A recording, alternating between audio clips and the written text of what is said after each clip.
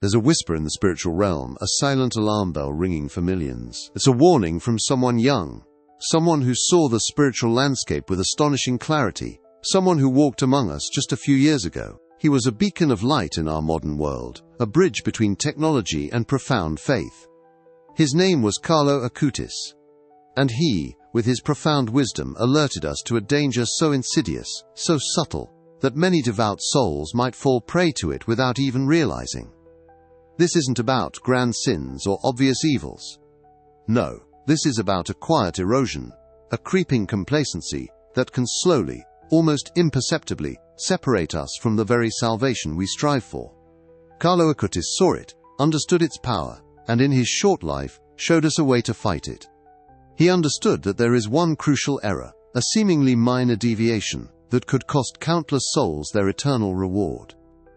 It's an error that doesn't scream for attention but quietly undermines our spiritual foundations, leaving us vulnerable and adrift. If you are a devout Catholic, if you seek to truly live out your faith, then this message is for you. Because this error, this subtle trap, might already be at work in your own life, and in the lives of those you love. We live in a world that constantly demands our attention, pulling us in 1,000 different directions. We are bombarded with information, with tasks, with endless to-do lists. Even our spiritual lives can become another item on that list, another box to check. This is where the subtle danger lies, the error that Carlo Acutis, with his deep spiritual insight, tried to warn us about. It's not about abandoning our faith entirely. It's far more insidious than that. The error is what we can call the illusion of spiritual productivity. It's the belief that by simply performing religious actions, going to Mass, saying our prayers, engaging in pious activities, we are automatically growing closer to God and securing our salvation. We confuse activity with intimacy. We mistake the outward signs of devotion for a true, transformative relationship with the divine. It's a spiritual busyness that can ironically leave our souls barren and parched. Think about it. How many times have you rushed through your morning prayers, your mind already on the day's tasks? How often do you attend Mass, physically present, but mentally miles away, distracted by worries or plans? We perform the rituals, we say the words, but the heart, the very core of our being, remains untouched, unengaged. This isn't true prayer. This isn't true worship. It's merely going through the motions. Carlo Acutis lived a short life, but every moment was infused with purpose and a profound connection to God. He didn't just attend Mass, he encountered Christ. He didn't just pray, he communed with the divine. He understood that faith isn't a checklist, it's a living, breathing relationship that demands our full presence and our sincere heart. And when we settle for anything less, when we allow the illusion of spiritual productivity to take root, we are walking a dangerous path. One of the clearest signs that this error might be present in your life is a persistent feeling of emptiness or dissatisfaction, even after completing many religious duties. You might feel a lack of true joy, a spiritual dryness that no amount of external activity seems to quench. Another sign is a growing tendency to prioritize worldly concerns over moments of genuine spiritual reflection. Do you find yourself easily sacrificing prayer time for an extra hour of work or entertainment, or even just scrolling through your phone? Perhaps you notice a certain superficiality in your spiritual conversations, or a reluctance to delve into deeper theological truths because they feel too challenging or too demanding. You might find yourself judging others based on their outward religious observance, rather than seeking to understand their interior spiritual journey. These are all quiet indicators that we might be caught in the trap of spiritual busyness, without true spiritual depth. We are doing, but perhaps not truly being. Another manifestation of this error is a subtle but growing resentment towards spiritual obligations. What once brought comfort now feels like a burden. The thought of an extra rosary or a period of quiet meditation feels daunting, even irritating. We might rationalize this feeling, telling ourselves we're simply tired or too busy. But deep down, it's a symptom of a disconnect, a sign that our spiritual engine is running on empty, fueled by habit rather than true devotion. Carlo Acutis would often say, the Eucharist is the highway to heaven. He didn't just mean physically receiving communion, he meant engaging with it, allowing it to transform us, to be truly present to the real presence. He saw how easily we could take this miraculous gift for granted, how we could approach the most sacred moment in our faith with a distracted mind and an unengaged heart. And that, he knew, was a grave mistake. So how do we begin to identify this subtle error within ourselves? How do we move beyond merely doing our faith to truly living it? What practical steps can we take to rekindle that inner fire and ensure our spiritual journey is one of genuine growth, not just outward performance? And what specific advice would Carlo Acutis, the young saint of the digital age, offer us in this very moment to navigate this crucial challenge? We'll explore these vital questions as we continue our journey together. Carlo Acutis, with his extraordinary spiritual intuition, didn't just point out the problem, he lived the solution. He understood that the illusion of spiritual productivity stems from a fundamental misunderstanding of what faith truly is. It's not about accumulation of prayers, of good deeds, of religious knowledge. It's about relationship. It's about giving our full, undivided attention to the one who loves us unconditionally. He famously said, "To be always united with Jesus, this is my life program." This wasn't a slogan for him. It was the very air he breathed. When he spoke of the Eucharist as his highway to heaven, he wasn't talking about a ritual he performed, but a person he encountered. He prepared for Mass with reverence, he received communion with an open heart, and he spent time in adoration, not as a duty, but as a lover meeting his beloved. One powerful sign that we might be caught in this illusion is a feeling of spiritual fatigue or burnout. We might be doing all the right things, attending daily Mass, praying multiple rosaries, engaging in various devotions, yet we feel drained, uninspired, or even resentful. This isn't the vibrant, life-giving energy that true spiritual connection brings. It's the exhaustion that comes from performing without truly receiving, from giving without being replenished. Another subtle manifestation is a tendency to focus more on the rules and requirements of our faith than on the spirit of love and mercy that underpins them. We might become overly scrupulous about minor transgressions while neglecting the deeper call to charity and compassion. This rigid adherence to the letter of the law without the spirit is a classic symptom of the illusion of spiritual productivity. It's an attempt to earn salvation through effort, rather than accepting it as a gift received through grace and a loving relationship. Carlo Acutis countered this by immersing himself in the source of all grace, Jesus, in the Eucharist. His life was a testament to the power of radical presence. He didn't just pray the rosary, he meditated on each mystery, allowing himself to enter into the scenes of Christ's life. He didn't just read the Bible, he devoured it, seeking to understand the heart of God. His actions weren't just duties, they were acts of love. So how can we begin to shift from this spiritual busyness to genuine intimacy? A simple, yet profound practice is to choose one spiritual activity that you currently perform out of habit and dedicate yourself to doing it with absolute, undivided attention for just 1 week. Perhaps it's your morning prayer. Instead of rushing, find a quiet space, set a timer for 5 minutes, and simply be present. Let your mind wander, but gently bring it back to the words, to the intention, to the presence of God. If it's the rosary, choose 1 decade and truly contemplate each mystery. Visualize the scene, imagine yourself there, and offer your intentions from the depths of your heart. If it's Mass, focus on one part, perhaps the liturgy of the Word, or the consecration, and make a conscious effort to participate, not just with your lips, but with your entire being. Don't try to change everything at once. Start small, but commit to being fully present in that chosen activity. This isn't about doing more, it's about doing what you already do, but doing it differently. It's about bringing your whole self, your mind, your heart, your will, into communion with God. Carlo Acutis understood that true spiritual growth isn't about external accomplishments, but about internal transformation. It's about cultivating a heart that yearns for God, not just going through the motions. But what happens when we try to be present, and our minds still race, filled with distractions and anxieties? What if we feel nothing at all despite our best efforts? Is there a deeper spiritual battle at play, perhaps something that actively seeks to keep us trapped in this illusion? Carlo Acutis also warned us about the subtle tactics of the enemy and how they exploit our spiritual vulnerabilities to keep us from true union with God. We'll uncover these insights next. The illusion of spiritual productivity isn't always just a result of our own spiritual laziness or distraction. Carlo Acutis, with his keen understanding of spiritual warfare, knew that there are forces at play that actively seek to keep us from true intimacy with God. These forces don't always appear as outright temptations to sin, but often as subtle suggestions, whispered doubts, and cleverly disguised diversions that pull us away from genuine encounter.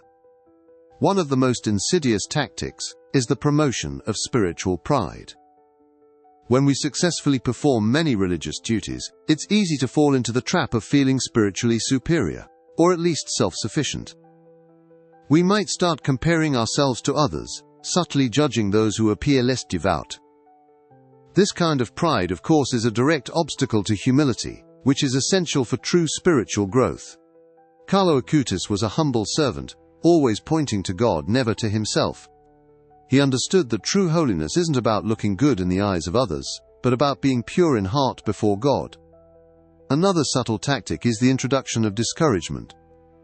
When we attempt to be more present in our prayers or at Mass, we might find our minds more distracted than ever. We might feel a profound sense of dryness, or even boredom.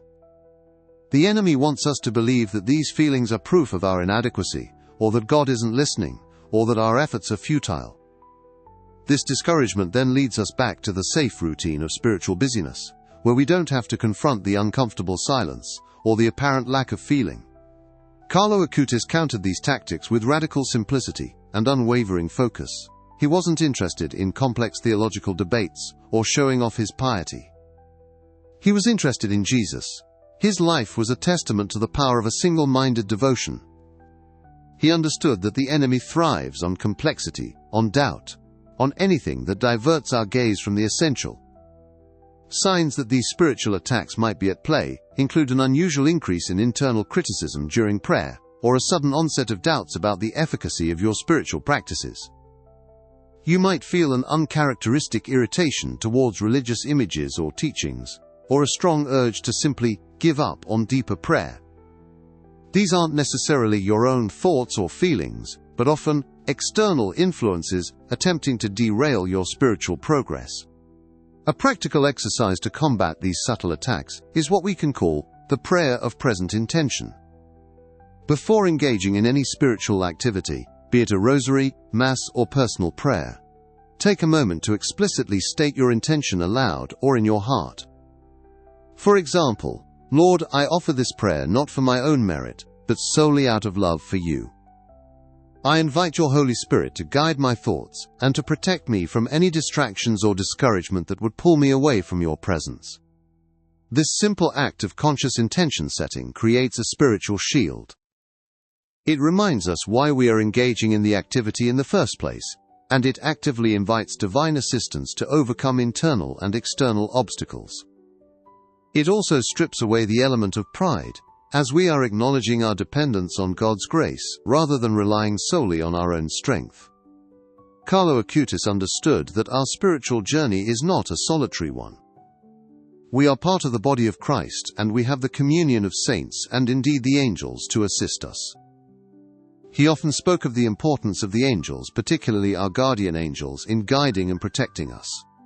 He saw them as powerful allies in our fight against spiritual complacency and the subtle deceptions of the enemy.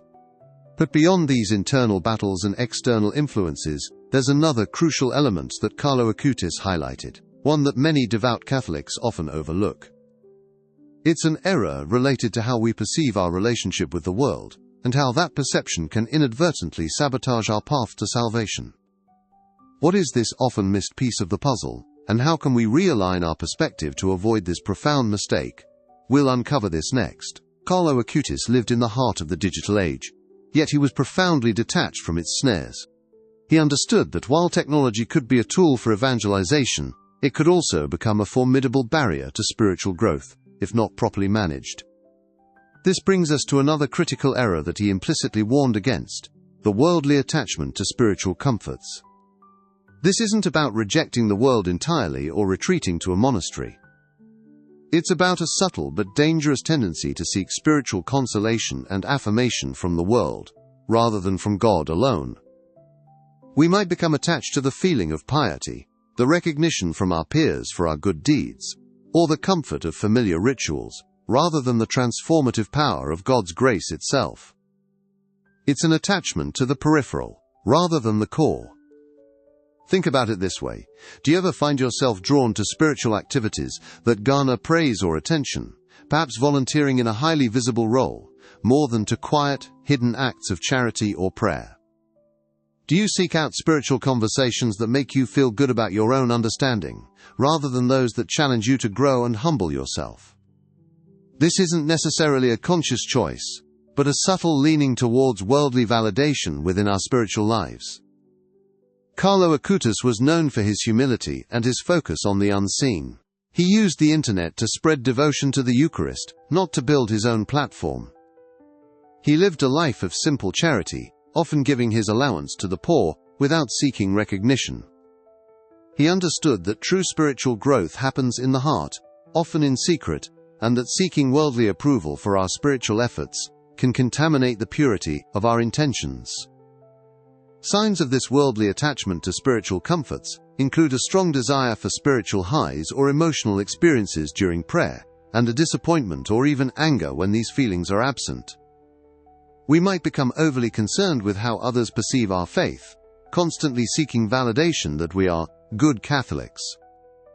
There might be an unhealthy competitiveness in our spiritual endeavors, where we subtly compare our acts of piety to those of others. Another manifestation is a reluctance to embrace spiritual challenges or periods of dryness. If our faith is primarily driven by the comfort and positive feelings it provides, then any period of desolation, doubt, or difficult sacrifice becomes a major stumbling block. We might even abandon practices that don't immediately provide a sense of consolation, missing the profound spiritual growth that often occurs in those challenging moments. Carlo Acutis, even in his final illness, showed profound spiritual detachment. He offered his suffering for the Pope and the Church, without complaint, without seeking comfort or special treatment. His focus remained entirely on God's will, not on his own ease or worldly well-being. This radical detachment allowed him to embrace suffering as a path to deeper union with Christ. To counter this worldly attachment to spiritual comforts, a powerful practice is to deliberately engage in hidden acts of charity and prayer. Choose one small act of kindness, or a specific prayer intention, and commit to performing it in secret, without telling anyone, and without seeking any recognition or reward. It could be a silent prayer for a difficult person, a small anonymous donation, or a quiet act of service for someone without them knowing it was you.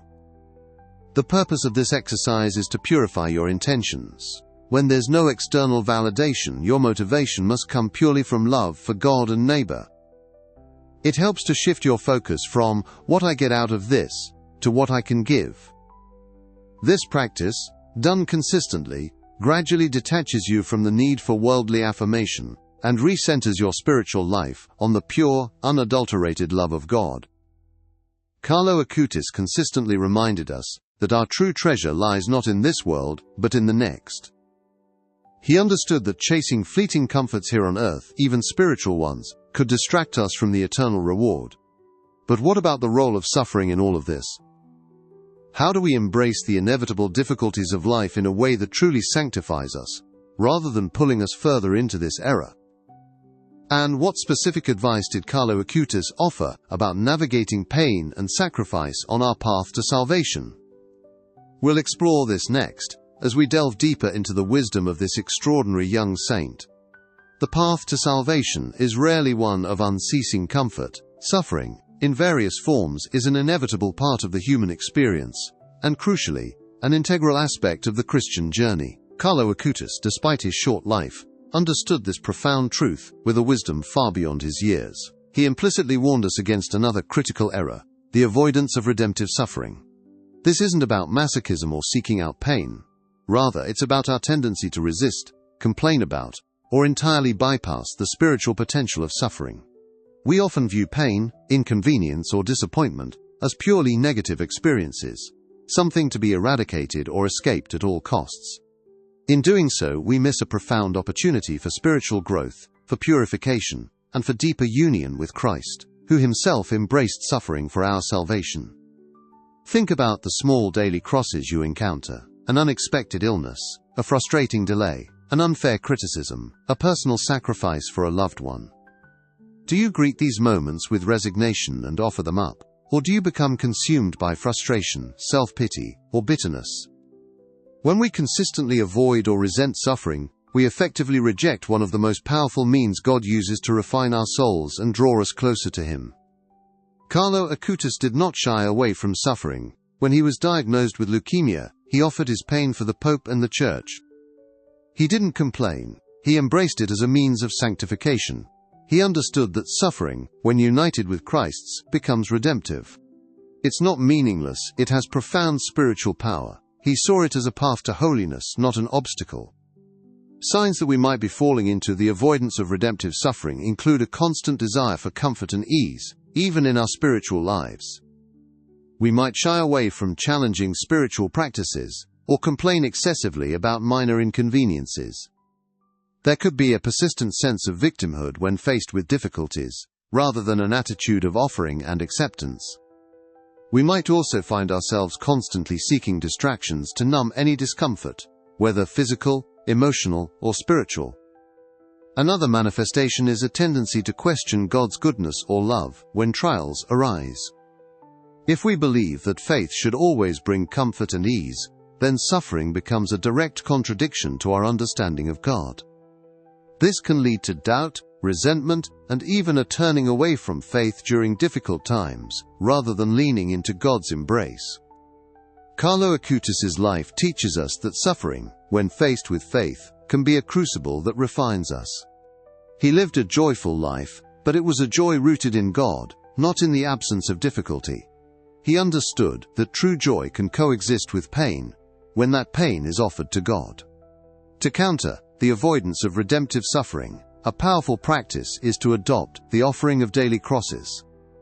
At the beginning of each day, explicitly offer up to God any difficulties, annoyances, pains, or frustrations you might encounter throughout the day.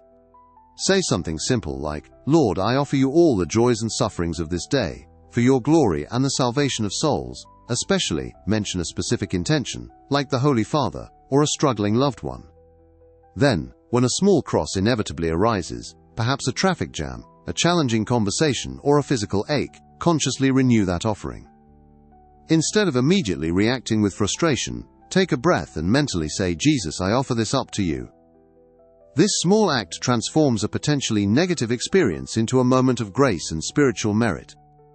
It shifts our perspective from self-pity to loving sacrifice, uniting our small sufferings with Christ's ultimate sacrifice. This practice doesn't make the pain disappear, but it changes its meaning.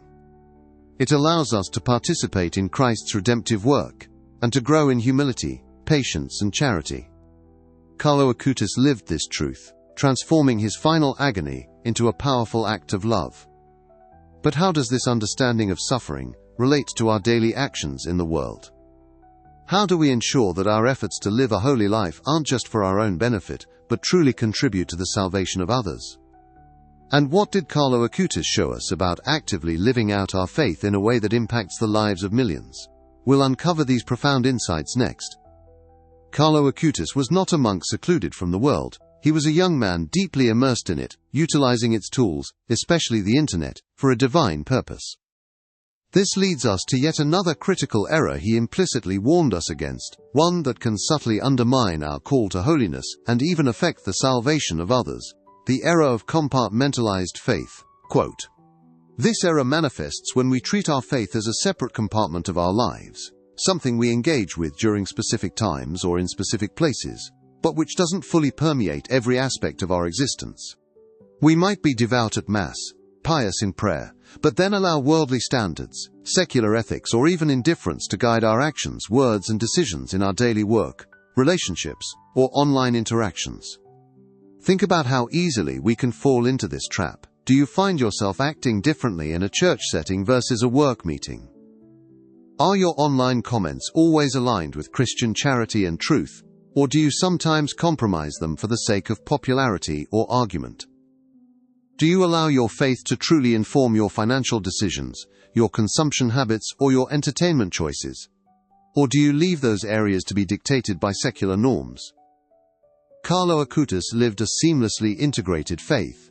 His love for the Eucharist flowed into his passion for technology, which he used to evangelize.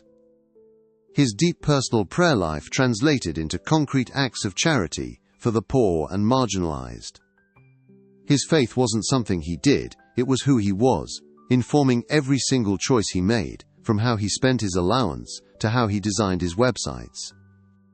He understood that true holiness isn't a Sunday-only affair, it's a 24/7 commitment that transforms and sanctifies every aspect of our lives.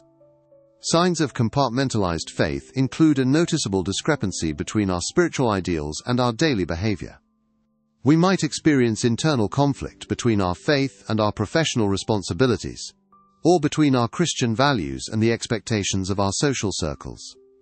There could be a tendency to justify actions that are inconsistent with our faith by claiming, "That's just how the world works," or "It's different in this context." Another manifestation is a lack of spiritual impact on those around us. If our faith remains confined to a private compartment, it won't radiate outwards to inspire or challenge others. We might be good people, but we won't necessarily be living witnesses to the transformative power of Christ. Carlo Acutis, through his integrated life, impacted millions, not just by what he said, but by how he lived, showing that holiness is attainable and relevant in the modern world. To counter the error of compartmentalized faith, a powerful practice is to engage in the daily integration reflection. At the end of each day, take a few moments to review your day, not just through a secular lens but through the eyes of faith. Ask yourself, how did my faith influence my decisions today, both big and small? Where did I allow my faith to guide my words and actions? Where did I perhaps fall short and allow other influences to take over? How could I have better lived out my Christian identity in that specific situation? This reflection isn't about guilt but about growth. It helps you identify the areas where your faith is truly integrated and those where it remains isolated. It encourages you to consciously bridge the gap between your spiritual ideals and your everyday realities. By consistently reflecting on this, you gradually train yourself to see every moment, every interaction, every decision as an opportunity to live out your faith authentically and integrally, just as Carlo Acutis did. Carlo Acutis' life was a powerful example of how a fully integrated faith can not only lead to personal salvation, but also become a beacon of light for others. He didn't just save his own soul, he showed millions the way to the Eucharist, the highway to heaven. But what about the role of the Church itself in this journey? How do we avoid the pitfalls of a faith that is solely individualistic, and truly embrace the communal aspect of our salvation? And what final, crucial piece of advice did Carlo Acutis offer that could profoundly impact not just our individual journey, but the spiritual well-being of the entire Church?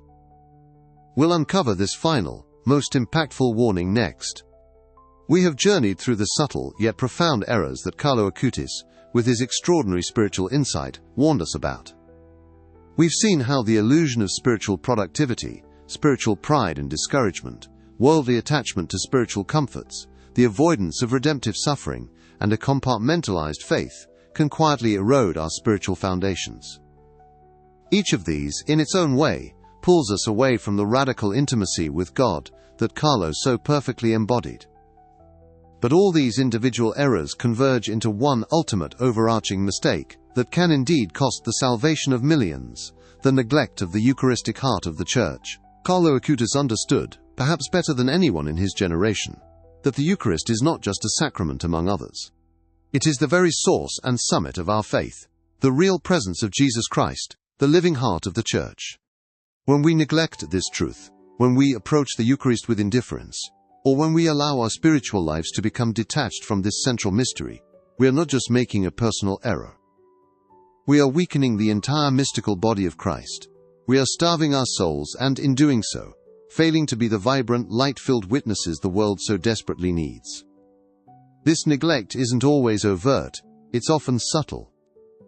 It manifests as a lack of true reverence during Mass, a casual approach to receiving Holy Communion without proper spiritual preparation, or a complete absence of time spent in Eucharistic adoration. It shows up when we prioritize social gatherings or worldly commitments over Sunday Mass, or when we view the Church primarily as a social club or a moral institution, rather than as the divine vessel that carries the very presence of God to humanity. When the Eucharist becomes just a symbol, or a routine, or an obligation, rather than a living encounter, we are falling into this gravest of errors. Carlo Acutis proclaimed, "The Eucharist is the highway to heaven." He didn't just say it, he lived it. His entire spiritual life revolved around this truth. He dedicated his technological genius to cataloging Eucharistic miracles, showing the world the tangible reality of God's presence.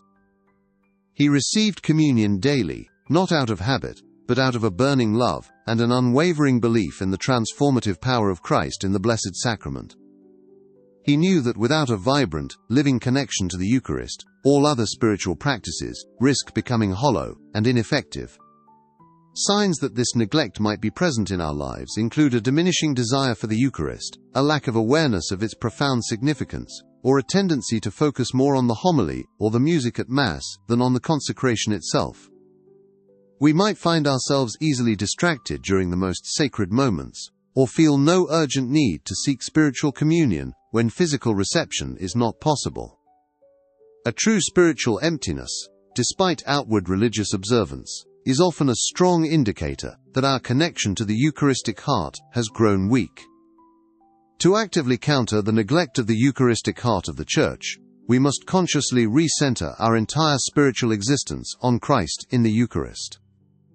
This involves not just attending Mass, but participating fully, consciously and actively, offering ourselves with Christ. It means cultivating a deep reverence for the real presence, perhaps by spending even a few minutes in adoration, whether physically before the tabernacle or spiritually in our hearts. A practical exercise to reignite this flame is to commit to a Eucharistic revival moment each day. This could be a 5-minute spiritual communion where you express your desire to receive Jesus and unite yourself with Him, even if you cannot physically attend Mass. It could be consciously making an act of faith in the real presence every time you pass a Catholic church. It could be dedicating a specific time each week, even just 15 minutes, to quiet reflection before the Blessed Sacrament. This conscious, consistent turning towards the Eucharist will begin to transform your entire spiritual landscape, just as it did for Carlo Acutis. Carlo Acutis lived a life that, though short, provided a clear blueprint for avoiding these pitfalls and truly embracing salvation. His message is a call to profound, authentic faith, rooted in the Eucharist, lived with integrity, and focused on God alone. It's a warning, yes, but more importantly, it's an invitation to a deeper, more fulfilling spiritual life. Here are some practical steps you can take, starting today, to recenter your faith and avoid the errors Carlo Acutis warned us about. Your 24-hour spiritual reset. Take 5 minutes this morning to make a prayer of present intention before your daily prayers, inviting the Holy Spirit to guide your thoughts and protect you from distractions. During your day, consciously offer up one small frustration or inconvenience as an offering of daily crosses, silently saying, "Jesus, I offer this up to you." Before bed, take 3 minutes for a daily integration reflection, asking how your faith influenced your day and where you can grow tomorrow. Make a Eucharistic revival moment by saying a heartfelt spiritual communion prayer expressing your desire for Jesus' presence. Your 7-day spiritual deep dive. Commit to attending Mass this week with absolute, undivided attention, focusing on one part, like the consecration, with profound reverence. Perform at least one hidden act of charity this week, without telling anyone, purely out of love for God and neighbor. Spend at least 15 minutes in quiet Eucharistic adoration this week, either physically or spiritually, focusing on Jesus' real presence. Choose one spiritual activity you usually rush through, and for this week, dedicate yourself to doing it with full presence and intention. Your 30-day spiritual transformation. Establish a consistent daily routine that includes the prayer of present intention, the offering of daily crosses, and the daily integration reflection. Seek out and read a spiritual book or resource specifically on the Eucharist to deepen your understanding and love for this central mystery. Commit to weekly Eucharistic adoration, even if it's just for 30 minutes, to build a strong habit of intimacy with Christ. Identify one area of your life where your faith feels compartmentalized, and actively work to integrate your Christian values into that area. Carlo Acutis has given us a clear path. It is a path of radical simplicity, profound love for the Eucharist, and unwavering focus on Christ. Don't let the subtle errors of the modern world, or even the subtle errors within your own heart, deter you from the glorious salvation that awaits. Choose today to live a faith that is vibrant, authentic, and fully integrated. Choose to embrace the highway to heaven, the Eucharist. The truth is, Carlo Acutis wasn't just warning us about an error, he was revealing the secret to a life of profound joy and eternal salvation. It is a secret found in the heart of Christ, truly present in the Eucharist, waiting for you. Subscribe to the channel and comment what you thought of this video.